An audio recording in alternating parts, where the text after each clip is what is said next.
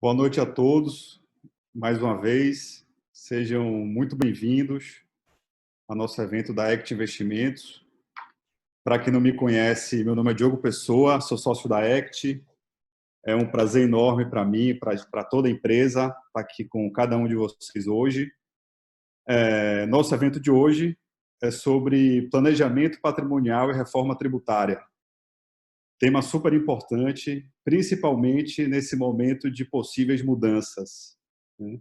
Acreditamos na Ect que esse também é nosso papel, levar conhecimento, levar informação útil, de qualidade e assim ajudar nossos clientes a tomarem melhores decisões. E também aproximar bons gestores, formadores de opinião geral do mercado, dos nossos clientes. E nesse contexto, hoje não poderia ser mais especial, né? Temos a honra de contar com a presença de Renato Folino, que, em nossa opinião, é um dos maiores especialistas no Brasil em planejamento patrimonial, sucessório e tributário. E a ideia hoje é que bata um papo aqui com a gente. A ideia é que seja um bate-papo. Então, fiquem à vontade para mandar perguntas no chat. Tá? A gente vai procurar responder todas.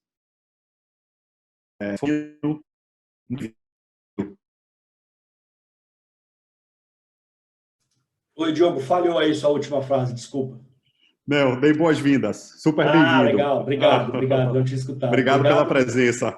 Imagina, obrigado a você pelo convite, é sempre um prazer estar aqui com vocês da ACT, são uns grandes parceiros nossos aqui na XP, sem dúvida nenhuma, e é um grande prazer estar aqui com vocês e poder trazer para os clientes aqui informações relacionadas a essa questão de mudanças tributárias que estão por vir aí, o que a gente pode esperar dessas discussões que estão acontecendo, que devem acontecer com mais intensidade daqui para frente em relação a esse assunto e que afetem diretamente o dia a dia da gestão patrimonial das famílias, né?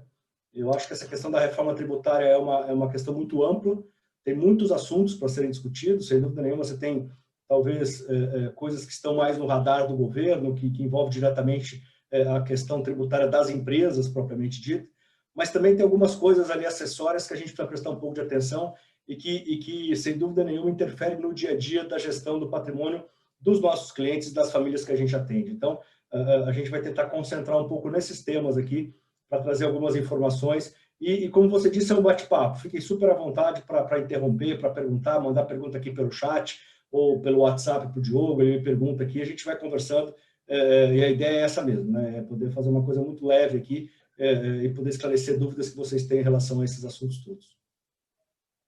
Maravilha, Folino. Maravilha. Super bem-vindo, super obrigado, como sempre, por essa parceria, né? Há anos aí com a gente, fazendo eventos, visitando clientes. É isso aí. Maravilha. Folino, acho que para começar, enquanto as perguntas não começam a aparecer, eu acho que, assim, para a gente dar início, né? A gente sabe que essa pauta de mudanças tributárias está em voga há anos. Muito se discute, muitos projetos de lei, mas nesse momento as discussões ainda estão mais acentuadas. Então, acho que, se você puder, contextualiza a gente neste cenário, tá? Assim, o que é que temos pela frente de possíveis eventuais mudanças? Legal, Diogo. Eu acho que tem muita coisa aí sendo discutida, né? Na verdade, a gente teve um momento durante essa pandemia que até essas discussões chegaram a ser um pouco mais intensas, né? Ali no começo da pandemia, ali em março, mais ou menos, final de março, começo de abril, o Congresso Nacional recebeu um monte de projetos de lei dos próprios parlamentares, né? Diga-se de passagem, que tratavam de assuntos importantes que a gente começou a olhar e falou, bom, alguma coisa deve acontecer agora nesse momento, até porque o que se buscava ali naquele momento era justamente tentar aumentar a arrecadação de alguma maneira para poder fazer frente a essas despesas que o governo está batendo, para poder diminuir o impacto da pandemia na economia brasileira. Então, a gente viu muito projeto de lei chegando ali relacionado à questão da tributação de dividendos, né, da distribuição de lucros de dividendos, da tributação das grandes fortunas, que é um assunto interessante, a questão da tributação dos fundos fechados também, até aumento de TCMD, né, mudança do aumento de TCMD, que é o imposto de herança e doação que a gente tem no Brasil. Mas aí o que a gente percebeu é que, de uma maneira geral, eu acho que teve ali um consenso, tanto entre, principalmente do Legislativo e o Executivo também, através do ministro Paulo Guedes, de que não seria votado nenhum projeto de lei que tratasse de aumento de imposto naquele momento, antes de se tentar colocar isso tudo dentro da reforma tributária, de ter uma discussão um pouco mais estruturada em relação a isso, né? E isso foi feito desde então. Todos esses projetos que a gente está colocando aqui não foram poucos, só para vocês terem uma ideia, só com relação à tributação de grandes fortunas, chegaram ali no Congresso, principalmente na Câmara, diversos projetos. Na Câmara, acho que foram mais de 20 projetos, e no Senado, acho que 6 ou 7 projetos relacionados a isso. Então, é muita coisa. Mas o que se tomou essa decisão ali foi que, primeiro, que o Congresso começou a trabalhar num regime de contingência, e, portanto, a pauta semanal dos projetos que iam ser discutidos foram definidos semana a semana. Então, assim, na realidade, os presidentes das casas é que definiam essa pauta, como sempre, mas toda semana eles colocavam em discussão projetos relacionados basicamente à questão da pandemia diretamente. Então, essa questão de tributação, de aumento de imposto, ficou um pouco de lado, esperando que o governo federal, que o executivo, mandasse efetivamente a reforma tributária para discussão. No meio do caminho, o ministro Paulo Guedes disse que ia começar a mandar realmente essa reforma tributária, talvez demorou um pouco mais do que todo mundo esperava, mas a questão de 1 mês e meio, quase 2 meses já, ele mandou o que ele considerou que foi a primeira fatia dessa reforma, né, porque ele disse exatamente que ele ia fatiar essa reforma, provavelmente 3 ou 4 etapas. Então, ele mandou a primeira fatia, que foi a criação da CBS, que era aquela unificação do PIS e COFINS. A gente até achou que isso fosse agilizar o processo de discussão, mas parou aí. Na prática, está todo mundo aguardando aí as próximas etapas da reforma tributária para discutir essas questões, né? Então, a gente precisa acompanhar para ver de que maneira que isso vai tramitar, se vai dar tempo de tramitar esse ano ainda. Eu imagino que alguns assuntos desses que eu coloquei aqui, talvez ainda seja possível discutir esse ano, principalmente a questão da tributação da distribuição de lucros e dividendos, porque talvez seja um assunto mais fácil ali de aprovar, de discutir, não seja um assunto tão polêmico, muito pelo contrário. Eu acho que se o governo, se a ideia do governo vier em linha com o que o ministro tem falado, que na realidade a tributação de lucros e dividendos é simplesmente uma consequência de você desonerar as empresas, né, de você diminuir o imposto das empresas, eu acho que nesse sentido todo mundo ali concorda de que isso faz sentido. E, portanto, eu acho que a tramitação não é uma coisa que deva demorar tanto. Mas, de qualquer maneira, a gente precisa ver o texto, a gente precisa ver de que maneira que o governo vai mandar isso e vai encaminhar. Então, esse é o que a gente tem hoje. Todo mundo um pouco esperando para ver como é que isso vai funcionar. Enquanto, imagino que enquanto a gente não sair desse regime de urgência e de contingência, aqueles projetos estanques ali, aqueles projetos que tratam especificamente só dessas questões tributárias mais específicas, não sei se vão conseguir andar. Então, a expectativa é que o governo desate esse nó da reforma tributária e comece, sim, a mandar os textos com as ideias que ele tem relacionado a isso. Então, vamos aguardar, vamos ver. Na realidade, eu acho que já está até atrasado, né? Uma coisa que na realidade, que para mim foi importante, foi que também a questão de 1 mês atrás, eles tiraram a questão do regime de urgência da reforma tributária no Congresso. Então, portanto, até para destravar a pauta, porque se você continuasse com o regime de urgência e não fosse votado, você não aprovava mais nada, então não fazia muito sentido, até porque o governo não tinha mandado mais nada para discussão. Então, foi tirada essa questão do regime de urgência da reforma tributária e está se discutindo ali muito mais questões pontuais relacionadas à pandemia. Então, vamos ver. Esperamos que essa coisa ande, pelo menos esse ano, mais um pedaço dessa história, mas não dá para ter certeza. Não dá para ter certeza que a gente vai conseguir tramitar e aprovar tudo isso. Tudo isso, eu posso quase garantir para vocês que eu não acredito que tudo isso venha ao mesmo tempo e seja discutido ao mesmo tempo no Congresso. Então, eu acho que as coisas mais fáceis talvez sejam priorizadas. E aí, sem dúvida nenhuma, a questão de tributação de lucros e dividendos talvez seja mais fácil de discutir, a questão de tributação de fundo fechado também, e aí talvez a questão de tributação de grandes fortunas e aumento de TCMD, que eu acho que são assuntos um pouco mais espinhosos, possa ficar para o início do ano que vem. Mas vamos ver como é que tudo isso vai tramitar. Tá bom. Folino, então, aproveitando, falando sobre a revogação, né, da isenção da tributação sobre dividendos, como você comentou, acredita-se que haverá uma redução de outros impostos que incidem sobre a empresa, né? Então, se você puder falar um pouco assim, o que é que você acredita que vai acontecer? Que, de fato, vai ter uma manutenção da carga tributária, uma possível redução, acho que é mais difícil, ou algum eventual aumento, somando-se, no caso, a tributação sobre dividendos e as novas alíquotas? Diogo, assim, o que a gente espera é que realmente a coisa venha nesse sentido, ou seja, que na prática você não tem aumento de carga tributária, né?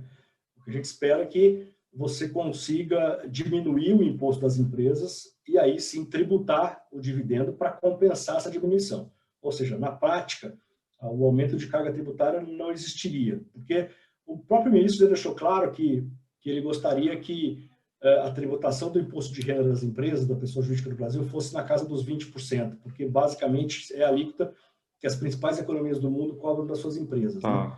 Então, quando você junta aqui no Brasil o imposto de renda das empresas mais a contribuição social sobre o lucro líquido, essa alíquota está hoje na casa de 34%. Então, você tem que baixar isso para a casa de 20%. E, em tese, jogar essa diferença para a tributação da pessoa física, do acionista, né? Da distribuição.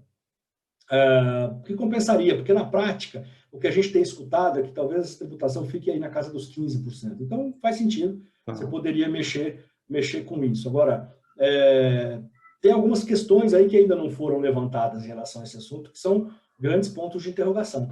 Uma delas, por exemplo, a gente sabe que no Brasil o dividendo era tributado, a distribuição de dividendos era tributada até 1995. Essa distribuição deixou de ser tributada em 1996. Agora, se uma empresa tem no seu balanço um lucro acumulado daquela época, né, que foi auferido até 1995, que ainda não foi distribuído, e se resolver distribuir agora, hoje, ela vai pagar imposto, porque o lucro foi auferido no momento onde era tributado. Se a gente seguir a mesma lógica, a gente pode esperar que o lucro auferido entre 1996 e 2020 não seja tributado, porque ele foi auferido no momento onde essa distribuição não era tributada. Agora, não dá para garantir que essa lógica seja usada pelo governo, até porque o que vai se buscar aí é uma questão da arrecadação. Então, não sabemos se isso vai acontecer ou não. Eu acho que essa é uma das principais dúvidas que se tem em relação a tudo isso. Então, temos que aguardar um pouquinho para ver como é que vem todo esse texto, mas o que a gente imagina é que isso aconteça, que você efetivamente diminua o imposto das empresas e passe a tributar a distribuição de dividendos na pessoa física. Isso com o intuito de você deixar a empresa um pouco mais leve para investir, para gerar emprego, para que você faça essa roda da economia girar de uma maneira um pouco mais saudável. Então, se isso for conseguido, eu acho que realmente é saudável, faz sentido. E eu acho que se for dessa maneira, você tem chance de passar rápido ali no Congresso.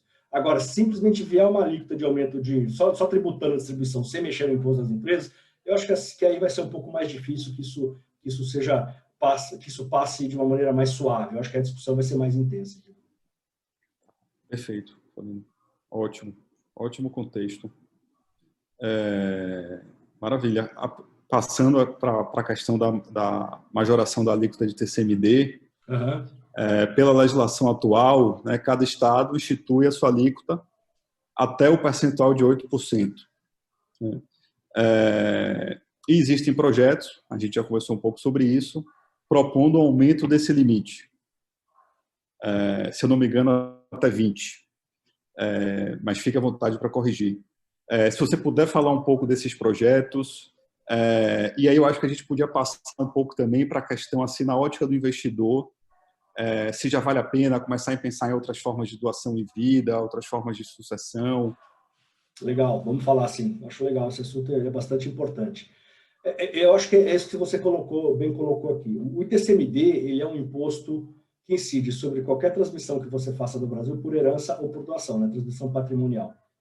Esse é um imposto que, pela nossa Constituição, é de competência do Estado, não é nem da União, nem do município. Então, é o Estado que tem a competência de cobrar e administrar esse imposto.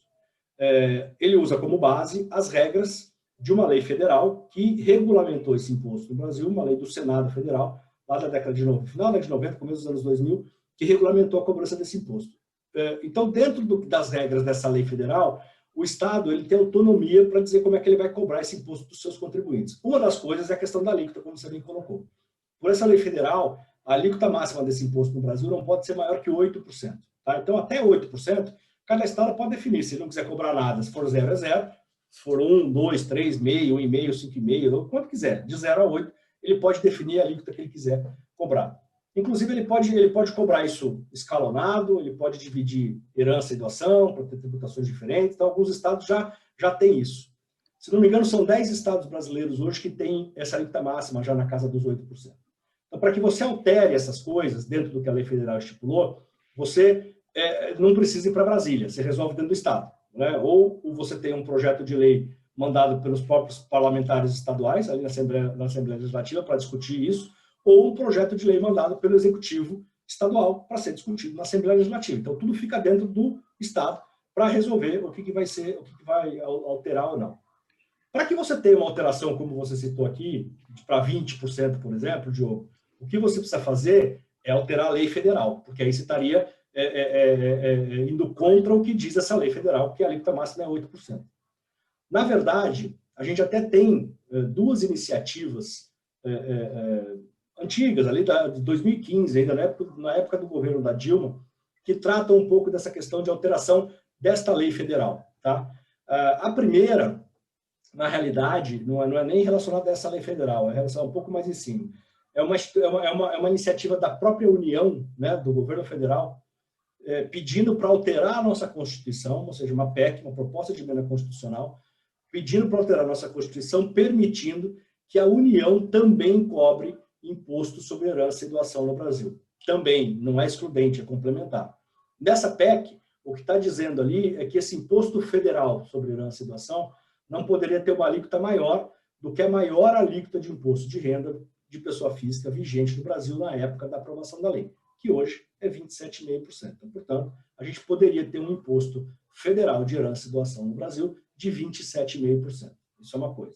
A outra iniciativa, que também, por acaso, é do ano de 2015, é uma iniciativa do CONFAS, que é o Conselho de Política Fazendária, que reúne todos os secretários de Fazenda de todos os estados, que mandou para o Senado Federal. Por que para o Senado? Porque foi quem editou aquela lei que regulamentou o ITCMD no Brasil, pedindo para alterar, aí sim, o limite de 8% para 20%, como você bem colocou, do imposto estadual. Então, no limite, você poderia ter uma alíquota federal de 27,5% e uma alíquota estadual de 20%, ou seja, o imposto do Brasil passaria a ser de 47,5%. Sendo muito sincero com vocês, não acho que a gente tem a menor capacidade, o Brasil tem a menor capacidade contributiva para ter um imposto dessa magnitude. Existe uma coisa que se chama, nessa questão tributária, que se chama curva de Laffer. Curva de Laffer é um estudo de um economista mostrando qual é a capacidade que uma sociedade tem de pagar imposto. Que não adianta você aumentar as alíquotas de imposto indefinidamente, que chega uma hora que você começa a arrecadar menos do que antes, porque as pessoas param de pagar o imposto. No limite, não adianta você criar um imposto de 100%, que ninguém vai trabalhar para pagar imposto. As pessoas vão começar a sonegar, ninguém vai pagar. Então, esse é o raciocínio. Essa alíquota, na realidade, do ponto de vista global, ela está em torno de 34%, mais ou menos. O Brasil já tem uma carga tributária nessa casa. Então, não faz sentido você pensar num imposto de herança e doação nesta casa de 47%. Não faz sentido nenhum no Brasil. Ah, mas tem alguns países do mundo que tem isso, é verdade. Estados Unidos é 40%, alguns estados americanos chegam a 50%, na França 50%, os países escandinavos 60%, Japão também na casa de 50%, 60%. Mas, normalmente, esses países que têm essa alíquota maior, primeiro, normalmente tem uma limite de isenção muito maior. Nos Estados Unidos, por exemplo, o americano só paga esses 40% de imposto para patrimônios acima de 11,5 milhões de dólares. E se você tiver uma família, né, um casal, esse limite para o casal é de 23 milhões de dólares. Então, assim, para o mesmo americano é muito dinheiro. Então, não é todo mundo que paga esse imposto lá. Mas, normalmente, além disso, esses países têm um imposto sobre a renda e principalmente sobre o consumo muito mais baixo. Então, você tem uma equalização. Eles tributam o patrimônio e não tributam o consumo. Aqui no Brasil, a gente já tributa o consumo. Então, não faz sentido ter uma alíquota desse tamanho. Agora, eu acho que é possível, em algum momento, a gente discutir essa questão dos 20%. Acho que isso pode acontecer. Agora, trazendo para a nossa realidade atual, Diogo, nesse momento que a gente está vivendo no Brasil, que é o momento da pandemia, onde um monte de gente morre no Brasil em função disso, eu acho que você discutir aumento de TCMD neste momento, onde um dos fatos geradores desse imposto é o falecimento das pessoas, do ponto de vista político, é um tiro no pé. Imagina só você levantando essa bandeira e falando, vamos aumentar o ITCMD, porque se a gente consegue arrecadar mais, porque as pessoas estão morrendo mais. não faz sentido, né? Você, politicamente, desculpa, você não se elege mais para nada. Então, não faz sentido discutir isso agora.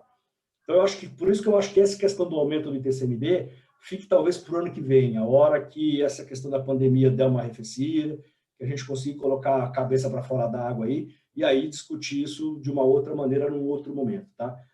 Não vou dizer que é impossível você ter qualquer mudança esse ano, mas eu acho que em relação à mudança da lei federal, eu acho muito difícil que isso venha. Você pode ter algum estado ou outro tentando buscar esses 8%. Por exemplo, São Paulo está acontecendo isso agora. Você tem 2 projetos de lei na Assembleia Legislativa que tratam exatamente dessa mudança da tributação, dessa mudança da tributação. São Paulo é um estado que é 4%, né? Ainda é 4%. Então, tem um projeto de lei lá que aumenta a alíquota, de 2 deputados do PT, que aumenta a alíquota para até 8%, dependendo do valor, e tem um projeto de lei do governo estadual que não aumenta a alíquota, mantém os 4%, mas ele aumenta a base de cálculo do ITCMD. Então, você aumenta a arrecadação, não pelo aumento da alíquota, mas pelo aumento de base de cálculo. Então, dentro dos estados pode ser que alguma coisa aconteça, mas eu não acredito que esse ano a gente vai ter espaço para discutir essa mudança na lei federal, aumentando esse ITCMD para casa de 15% ou 20%, entendeu? Esse é mais ou menos o panorama que eu vejo para a discussão de aumento de TCMD. Eventualmente, nos estados isso pode acontecer, mas em relação à mudança na lei federal, eu não acho que aconteça esse ano, não. Certo, Folino. Aproveitando, fazendo o link com essa questão do TCMD, a questão da Previdência, né? Que é sempre polêmica. Sim. Puder passar um pouco para a gente. Vamos falar. Essa é uma questão interessante, porque a gente escuta isso toda hora, né? Os clientes perguntam isso para a gente a todo momento. Mas a Previdência não vai ser tributada pelo ITCMD, a Previdência tem estados brasileiros que já cobram. Então, assim, é verdade, você tem 7 estados brasileiros hoje que já têm na sua legislação estadual a previsão de cobrar o ITCMD sobre os recursos de Previdência, tá? Mas, na prática, o que existe é uma dificuldade muito grande desses estados conseguir cobrar esse tipo de imposto, tá? Por quê? Porque, na verdade, e aí eu estou falando principalmente dos VGBLs, tá? Você tem que entender qual é a característica do produto VGBL.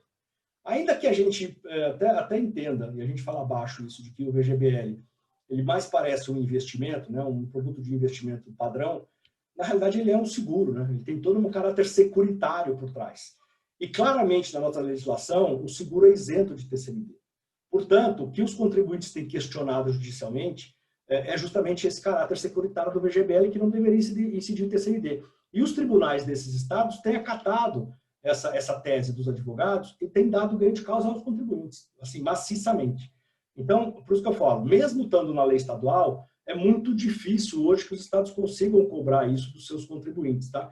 Até o estado do Rio de Janeiro, que é um dos estados que tem essa previsão legal, o TJ do Rio, na metade do ano passado, soltou uma regulamentação proibindo a cobrança do ITCMD sobre os VGBLs do estado do Rio de Janeiro, tá? Então, é importante isso. Só para vocês terem uma ideia, nesses 2 projetos de lei que eu falei que estão sendo discutidos em São Paulo agora na Assembleia Legislativa, os 2 prevêem a cobrança do ITCMD sobre as previdências em São Paulo, que hoje não cobra. Tá? Então, assim, pode vir alguma coisa nesse sentido, mas se você não mudar a característica do produto, se você não mudar o entendimento que o judiciário tem de que o VGBL é um seguro, eu acho que é bater contra o muro. Você vai tentar cobrar e não vai conseguir cobrar o ITCMD sobre previdência, principalmente sobre os VGBL. Sobre o PGBL, essa tese é bem mais fraca. Eu acho que sobre o PGBL você tem você até consegue eventualmente cobrar, mas sobre os VGBLs é muito mais difícil, entendeu? Tá, ótimo, Folino. Em relação, acho que outro assunto também que cria uma certa ansiedade, né, a questão da tributação de fundos de investimentos fechados. Já há algum tempo, né, já tem alguns anos que essa pauta, em algum momento, fica mais acentuada, né? E hoje há uma vantagem, que é o diferimento, né? Então, assim, uma coisa que o pessoal sempre pergunta para a gente é que, no eventual cobrança, como é que seria tratada a questão do estoque, né? Essa é a pergunta de $1 milhão.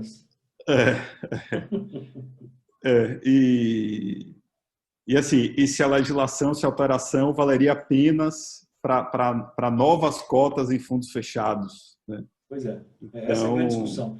Eu acho que, de uma maneira geral, Diogo, só antes de eu entrar especificamente na questão do fundo fechado, qualquer alteração na legislação tributária que crie um imposto novo, que não existe, está sendo criado, tem que respeitar o princípio da anterioridade anual, ou seja, eu só posso cobrar esse imposto no exercício fiscal seguinte ao exercício fiscal que aquele imposto foi aprovado. Tá? Começa por aí.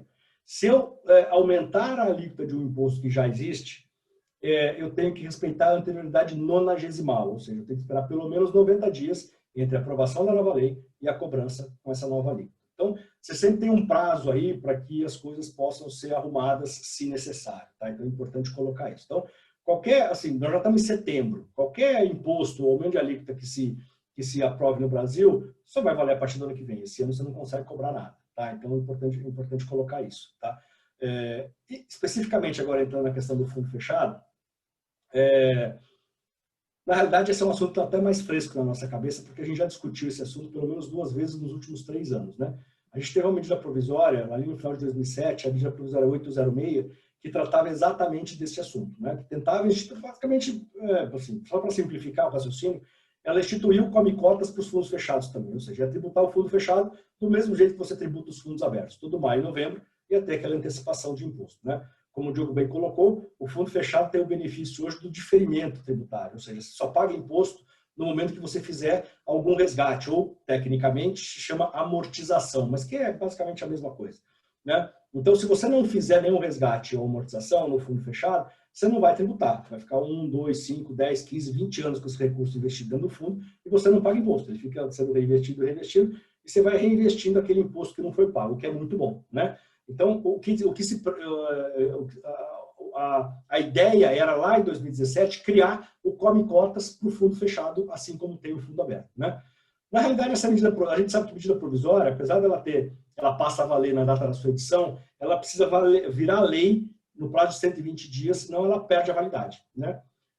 Naquele momento, era o momento final do governo Temer, um governo que já estava fraco politicamente, não teve muita força para brigar. Na realidade, a ideia era tributar o estoque, como você bem colocou aqui. A hora que essa MP foi para a discussão ali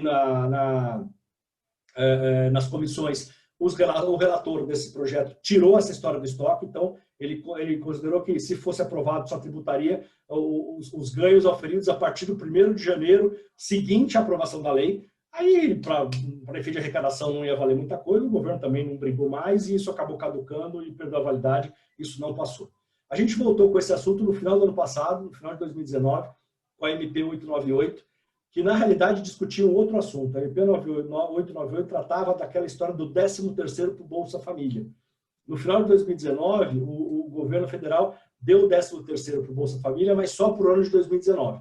Quando essa MP, isso foi através de uma medida provisória. Quando a MP foi para a comissão aí do Senado para ser discutida, os senadores resolveram tentar colocar isso permanente, ou seja, instituir que o 13º Bolsa Família fosse permanente, não só para o ano de 2019.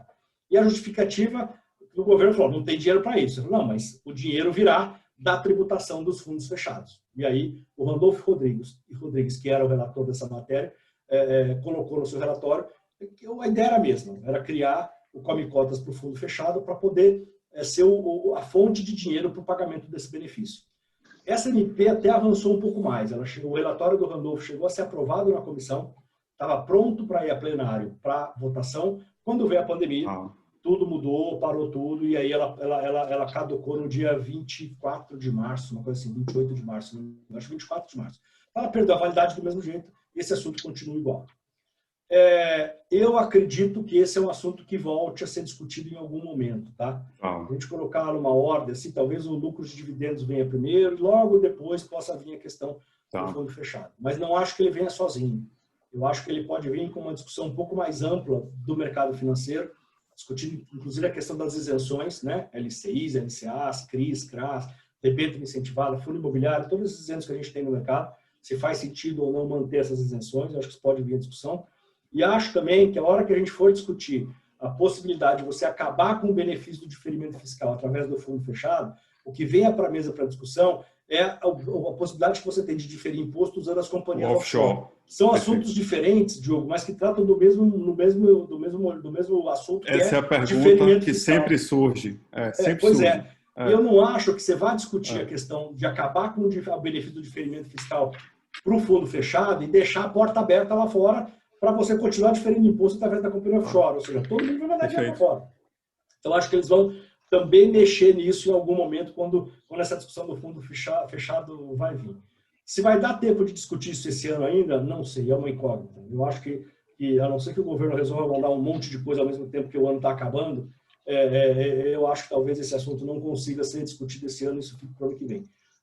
Mas talvez os dois assuntos que eu acho que ainda tem chance, alguma chance de ser discutido esse ano, é a tributação de lucros e dividendos e a tributação dos fundos fechados. Mas, de novo, a gente não tem um cheiro do que pode vir, mas não tem texto ainda, a gente não sabe como é que o governo vai abordar esse assunto. Entendeu?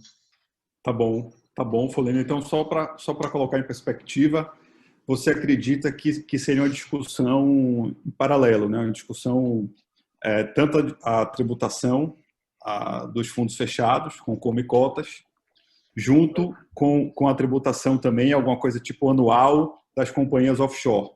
Sim, sim. Como foi lá se não me engano, foi a medida provisória 627, lá em 2013, que veio com esse assunto de mudar a tributação das empresas offshore, que era exatamente isso que você falou. A ideia era que você, todo final do ano, fizesse o balanço da sua empresa offshore, apurasse qual foi o lucro do exercício e tributasse aquele lucro mesmo que não distribuído. Entendeu? Então, você perderia esse benefício de diferir imposto ad eterno. Você, no final de cada ano, teria que pagar imposto do exercício da empresa. Entendeu? Essa era a ideia. Provavelmente vai ser em cima disso essa discussão quando vier. Tá. Então já existiu essa discussão em separado apenas da companhia offshore também. 2013, faz 7 anos isso. Tá. Isso não passou também. Tá. Bom, acabando com o diferimento, né, para todos que a companhia offshore tem esse benefício do diferimento também, né? Acabando com o diferimento, tributariamente perderia a principal vantagem. Né? Eu concordo com você. Na verdade, essa questão do diferimento da offshore, além disso, Diogo, assim, do ponto de vista global, isso é uma história muito antiga. O Brasil é um dos últimos países do mundo que tem essa possibilidade de você diferir imposto em empresa offshore. Tá? Os principais países do mundo já não têm isso há muito tempo. Você não consegue mais fazer isso. Então, talvez isso também seja uma pressão aí da comunidade internacional, principalmente da OCDE, né, que o Brasil tenta aí buscar um assento ali na OCDE, de você se adaptar aos padrões internacionais. Então, isso também pode provocar essa discussão e a gente tem que mudar essa regra. Tá? Então, assim, é uma história muito antiga. Eu acho que não vai durar muito mais tempo, não. Eu acho que essa mudança também pode vir. Mas, assim, não sei se esse ano, vai depender muito de como é que esses assuntos todos tramitarem ali, se vai ter tempo, se vai ter espaço para discutir isso. Tá bom. Helena, aproveitando, a gente conversou muito aí em um certo período ali no momento de maior que estava mais em pauta isso, a questão da tributação sobre grandes fortunas, né?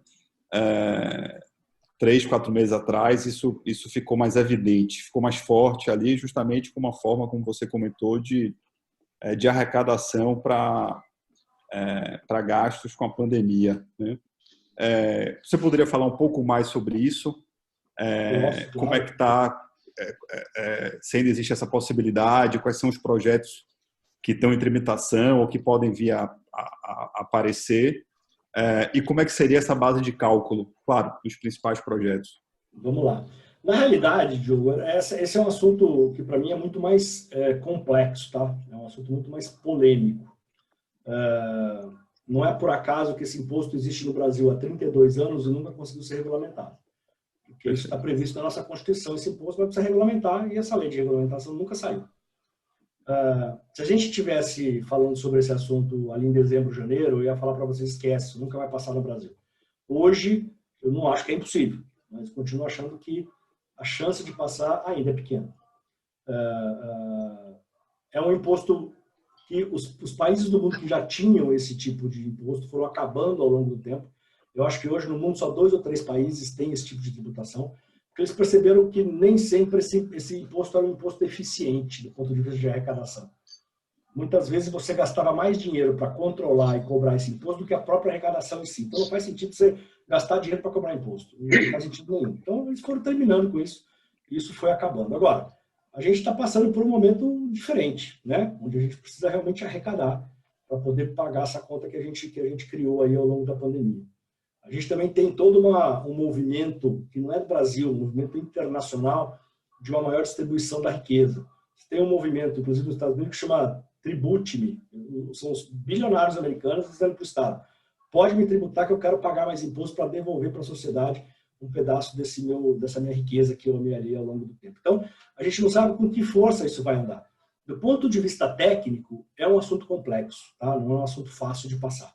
Então, por isso que eu acho que é uma coisa que não sei se passaria esse ano. Eu acho que talvez de novo para o ano que vem. E se a coisa começar a melhorar, eu acho que isso vai ser esquecido de novo, tá? Então, eu acho que essa é a questão. O que a gente tem de texto ali no Congresso? Eu acho que basicamente cria-se ali um imposto, talvez um projeto de lei que seja mais bem escrito ou mais inteligente do ponto de vista jurídico, seja um projeto do senador Otto Alencar, se não me engano. Acho que é do Otto Alencar. Bom, é de um senador. Não sei se ele é o de lucros e dividendos e tem um outro. Bom, de qualquer maneira, tem um projeto ali que fala o seguinte, porque primeiro, uma das grandes coisas é como é que você define grande fortuna no Brasil, né? Acho que essa é a questão. Você tem projetos de lei no Congresso que falam que grande fortuna no Brasil é patrimônio acima de R$1 milhão. Você tem projeto lá que falam que é patrimônio acima de R$50 milhões, faz um pouco mais de sentido. Uhum. Esse projeto, que eu quero citar mais especificamente, ele fala que patrimônio, porque ele indexa lá um indexador, mas é mais ou menos R$22 milhões e 800 mil. Então, a partir daí, isso é considerado grande fortuna e você seria tributado. De que maneira? Ele cria 3 alíquotas. Entre 22.800 até 40 milhões, mais ou menos, era 0,5%. De 40 a 130, 140 milhões, 0,75%. E acima de 130 a 140 milhões, 1% de alíquota. Tá? Pago todo ano. Essa seria. Quem seria o contribuinte? Qualquer brasileiro residente aqui no Brasil, ou qualquer pessoa residente aqui no Brasil, né, residente fiscal aqui, ou o residente fiscal estrangeiro em relação ao patrimônio que ele tenha no Brasil. Também pagaria esse imposto. Tá? A base de informação desse imposto seria a sua declaração de imposto de renda. Eles são ali de patrimônio líquido do contribuinte, que basicamente seria a sua declaração de bens e direitos menos as suas dívidas. Tá? E seria o patrimônio líquido do contribuinte.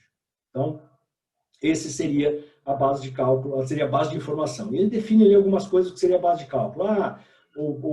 Para participação em empresa, como é que você levantaria empresa de capital fechado? Deveria ser o patrimônio líquido, reavaliando os ativos e passivos da empresa. Para imóveis, o valor base para ITBI ou para IPTU, imóvel o urbano rural. Então tem algumas coisas ali que eles colocam, tá? Uma coisa que já me perguntaram lá atrás, mas eu vou embora do Brasil e, portanto, aí eu não pago imposto. Você tem que ir embora do Brasil e levar todo o seu patrimônio, porque se você morar fora do Brasil e deixar o patrimônio no Brasil, você vai pagar imposto do mesmo jeito, porque por essa lei está dizendo que o estrangeiro também paga imposto aqui sobre o patrimônio que tem aqui, entendeu? Então, isso também não é uma coisa que adiante muito. Outra coisa que me perguntaram em relação a esse assunto, mas e Previdência? Se você for olhar ali nesses projetos, não fala especificamente sobre Previdência. Fala sobre a declaração do imposto de renda, que é a base de cálculo. A gente é obrigado a declarar na declaração do imposto de renda os nossos VGBLs, né? A gente declara o estoque. O PGBL, a gente não declara estoque, a gente declara só as contribuições. Então vamos fazer um grande PGBL, coloco todo o dinheiro que eu tenho no PGBL, porque eu não vou ter que declarar nos meus bens e direitos, portanto, isso não vai incidir grandes fortunas.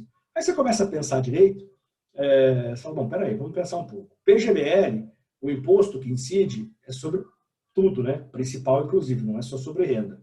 Isso é um problema. E tem mais, a menor alíquota que você tem de imposto no PGBL é 10%. Você está fazendo um negócio para pagar 10% para fugir do imposto de 0,5% ou de 1%, não faz sentido, melhor pagar grandes fortunas. Então, uma coisa, por que eu estou contando isso? Porque, na verdade, também é umas coisas que as pessoas me perguntam. O que eu consigo fazer nesse momento? Nada, basicamente. Nada. A gente não sabe. Uma pergunta que aparece muito também é sobre investimento no exterior, né? Mas entra. Pois mas assim, gente, assim, não adianta. Se eu tiver investimento no exterior, também vou pagar se vier o imposto de grandes fortunas. Então, neste momento, sem que a gente tenha exatamente uma visualização de como é que tudo isso vai tramitar, não adianta a gente querer brincar de adivinho, né? Tentar adivinhar o que vai acontecer ali na frente, sair tomando decisões atabalhoadamente, porque isso pode ficar mais caro do que simplesmente não fazer nada. O não fazer nada nesse momento também não precisa dormir, né? A gente acompanhar todo esse processo, de como é que tudo isso vai evoluir, essas discussões, e aí sim, no momento que precisam ser tomadas. Tá? Mas nesse momento, não adianta muitas vezes sair doando patrimônio para filho, porque uma visualização de como é que tudo isso vai tramitar, não adianta a gente querer brincar de adivinho, né? Tentar adivinhar o que vai acontecer ali na frente, sair tomando decisões atabalhoadamente, porque isso pode ficar mais caro do que simplesmente não fazer nada. O não fazer nada nesse momento também não precisa dormir, né? A gente acompanhar todo esse processo, de como é que tudo isso vai evoluir, essas discussões, e aí sim, no momento certo, tomar as decisões que precisam ser tomadas, tá? Mas nesse momento, não adianta muitas vezes sair doando patrimônio para filho, porque, então eu só tenho aqui 50 milhões de reais e tenho 3 filhos, se eu dar um pedaço para cada um, eu vou estar fora do limite lá dos 22.800. É verdade, isso pode ser interessante. Agora, será que seus filhos estão preparados para receber esse patrimônio? Qual é a idade? Né? Qual é a maturidade que eles têm? O que significa você doar patrimônio para filho e esse patrimônio pode cair na mão de pessoas que você não gostaria por um casamento mal feito, por exemplo? Então, tudo isso tem que ser analisado, todo esse contexto tem que ser analisado antes de tomar decisões. Tá? É muito importante isso. E isso você tem que fazer com calma, você tem que olhar para dentro do patrimônio, para dentro da história familiar, entender o que é possível fazer nesse momento, o que não é muita coisa, e aí dar esses passos devagarzinho para poder esperar para ver o que vem, porque por enquanto a gente tem uma expectativa de que as coisas vão acontecer. A gente não sabe quando e a gente não sabe como vai acontecer. Então tem que esperar um pouquinho, ainda não é a hora de sair fazendo muita coisa. Perfeito. Paulino, diversas reuniões que a gente já fez em conjunto, uma coisa que eu percebi é que você gosta e muitas vezes enxerga como uma excelente opção previdência privada.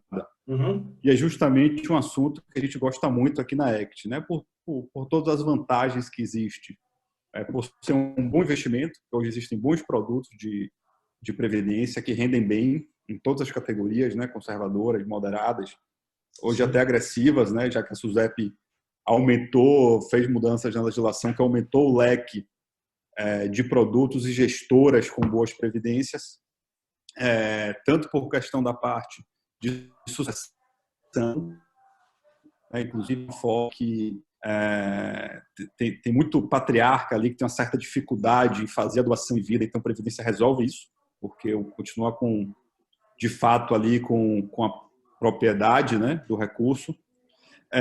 Então, se você puder falar um pouco mais sobre isso, da forma que você enxerga a Previdência, as vantagens, tanto na ótica de sucessão, quanto tanto de tributação, e ao mesmo tempo, caso, já emendando aqui uma segunda, puder falar um pouquinho também de outras estruturas, tá? Que podem funcionar também bem. Tá? Eu gosto muito de Previdência, como você colocou, é verdade. Eu acho que a Previdência ela tinha um problema que era justamente essa questão da rentabilidade, que hoje a gente não tem mais. Né? Hoje você consegue até ganhar dinheiro com Previdência. Perfeito. E ela tem os benefícios fiscais interessantíssimos, que é o fato de você não ter come-cotas, e aí você não precisa ter um fundo exclusivo de Previdência para não ter come-cotas. Qualquer investimento, qualquer valor, você já não tem esse come-cotas, você só paga imposto se você tiver que resgatar. Tem um benefício adicional que é depois de 10 anos você chegar numa alíquota de 10%, que é a menor alíquota de imposto de renda do mercado financeiro que a gente tem no Brasil. Nos investimentos tradicionais, isso chega no máximo a 15%, né? Não vai chegar mais, não diminui mais do que isso. E na Previdência chega a 10%. Além do fato de Previdência não ser considerada herança e, portanto, não passar pelo processo de inventário, que muitas vezes no Brasil é custoso, doloroso, burocrático. Então, é bom, né? É bom isso. A seguradora tem um prazo legal de entregar esse dinheiro para os beneficiários até 30 dias após o falecimento do instituidor, né? Aí ela ser comunicada disso, obviamente. E como eu disse aqui, a grande maioria dos estados brasileiros ainda não cobra o TCMD sobre Previdência. Então, tem várias vantagens aí para pensar em planejamento sucessório, usando isso. E você tocou num ponto que, para mim, é o fundamental. Por que eu uso a Previdência e, por exemplo, não uso um fundo exclusivo fechado, que também funciona bem para a sucessão? Eu acho que é justamente essa questão da sua estratégia de sucessão, se a gente pode dizer assim. Eu acho que o fundo exclusivo fechado, já falando de outras estruturas, ele pode ser usado para sucessão, sim, principalmente quando a minha estratégia de sucessão passa por antecipar esse processo ainda em vida. Ou seja, eu quero já doar para os meus filhos patrimônio. O fundo fechado, ele permite isso. Eu posso doar cotas para os meus filhos pagando ITCMD, obviamente, mas eu já antecipo para fugir do inventário lá na frente. Então, se eu estou pronto para isso, os meus filhos que vão receber esse patrimônio também estão prontos para receber, eu acho que faz sentido você usar o fundo exclusivo, porque ele permite que você faça essa doação ainda em vida. Mas como muito bem colocado pelo Diogo, se você não está pronto para isso ainda, ou você fala, não, eu vou doar os imóveis de conta da empresa, mas o dinheiro é meu, o dinheiro eu vou cuidar, até a hora que eu morrer é meu, porque eu não quero ficar depois pedindo dinheiro emprestado para filho, mas eu já quero deixar tudo organizado para que a hora que eu faltar, isso vá para ele de uma maneira fácil. Aí a Previdência é o caminho correto. Então, dependendo da tua estrutura de sucessão, o caminho pode ser Previdência, pode ser fundo exclusivo, né? Uma outra estrutura que a gente usa bastante aqui, olhando essa questão da sucessão de dinheiro, né? Uma coisa que eu não gosto muito, já olhando uma estrutura que a gente usa, é usar holdings, por exemplo, para ter dinheiro dentro, né? A gente já falou um pouco disso, né, Diogo? Eu acho que ela é muito ineficiente do ponto de vista tributário. A holding funciona bem para tudo aquilo que é não dinheiro. Imóveis, participações em empresas, mas a liquidez, e eu estou falando da liquidez que é a poupança da família, não o dinheiro do caixa operacional da empresa, porque isso faz parte do negócio dela. Mas aquele caixa, o excesso do caixa, aquela poupança, é muito caro você ter investimentos numa empresa, no mercado financeiro, principalmente se é uma empresa de lucro presumido. Você vai pagar 34% de imposto sobre aquele rendimento que aquele investimento vai dar. Esse mesmo rendimento que você tem na pessoa física, se você fizesse esse investimento pela pessoa física, você vai pagar 15% de imposto, menos da metade. Então, o que é interessante, normalmente, é você distribuir isso como lucro e dividendo para os acionistas, aproveitando ainda que a gente não tributa essa distribuição no Brasil, e a pessoa física acessa o mercado financeiro diretamente com uma tributação menor. Então, como eu gosto muito de dizer, cada família, né, cada pessoa tem o seu quebra-cabeça. E a gente precisa ir encaixando essas peças, né? Ou pode ter o fundo exclusivo, pode ter a previdência, pode ter a holding patrimonial, pode ter uma carteira de investimentos com mais liquidez e para o dinheiro mais no dia a dia, pode ter investimentos offshore, através das companhias offshore, como a gente falou aqui. Então, tudo isso faz parte desse planejamento. E a gente olhar um pouco esse mapa patrimonial, considerando que esse quebra-cabeça é função basicamente de três coisas: da estrutura familiar, da estrutura patrimonial e dos objetivos que a família tem em relação a esses assuntos. A partir daí você começa a desenhar esse quebra-cabeça. Uma coisa que eu posso garantir para vocês, nenhum quebra-cabeça é igual ao outro. Tá? Toda família tem as suas especificidades e você pode ter certeza que o desenho é diferente. Né? Então, assim, não acha que o que é bom para o seu amigo é bom para você. Nem sempre é. Normalmente não é. Tá? Então é importante olhar sempre para dentro e entender o que faz sentido dentro da sua família em relação à questão das estruturas patrimoniais. Bacana. Perfeito, Folino. Aproveitando, faço um convite a todos, né? A gente está 100% à disposição. Quem quiser depois entrar no detalhe, conversar um pouco mais sobre todos esses temas, principalmente sobre essa questão do planejamento, eu estou à disposição, toda a equipe da ECT está à disposição. E aí eu também quero... Bom, fala, Diogo, por favor. Não, e Folino e a gente historicamente faz um trabalho super bacana juntos, montando as estruturas, fazendo desenho. Então, mais para passar esse recado, né, que pós-evento, né, pós esse momento aqui, sem muita burocracia em WhatsApp, contato direto, a gente fica à disposição de todos. E também super à disposição para reuniões individuais, se vocês quiserem, é só acessar seu assessor aqui na ACT, a gente marca uma conversa. Hoje está muito mais fácil, né? A gente entra por Zoom aqui, conversa, tenho feito isso todo dia, várias vezes ao dia, então super à disposição. Né? Foi um prazer grande estar aqui com vocês, de poder trazer essas informações, espero que vocês tenham aproveitado, e super à disposição para a gente poder conversar individualmente se vocês acharem necessário, tá bom? Perfeito. Folino, muito obrigado mais uma vez, de verdade, sempre um prazer, sempre uma aula, e agradeço imensamente a presença de todos. Super obrigado, pessoal, boa noite e até a próxima, até breve. Boa noite, pessoal, boa noite, Diogo, obrigado de novo aí pelo convite, um abraço a todos. Grande abraço.